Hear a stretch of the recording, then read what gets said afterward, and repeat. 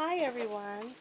I have here some ground beef and I put it inside of the 4x2x12 bags. These are actually freezer bags, which is really awesome. You can be able to put your food inside of here, for example, like what I'm doing here with the ground beef, and I lay it flat so that when I want to use it, I can be able to thaw it out, and it's easier to thaw because it is flat versus bunched up. But all I have is, I have it right here, I have it inside of the bag, and you can be able to use twisty ties to be able to seal it up and then flatten it out. Me, I've used my Impulse Sealer, which is another product that they do sell at Webstaurant. But here it is here.